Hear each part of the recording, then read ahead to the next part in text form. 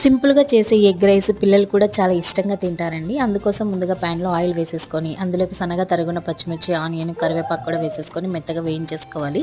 Onion మెత్తబడితే సరిపోతుంది. ఇప్పుడు అల్లం పేస్ట్ కూడా వేసేసుకొని, అల్లం పేస్ట్ పచ్చి వాసన పోయేంత వరకు బాగా వేపుకొని, ఇప్పుడు సన్నగా తరుక్కున ఒక టమాటా కూడా వేసేసుకొని, టమాటా మెత్తగా వేయేంత వరకు బాగా వేపుకోవాలి.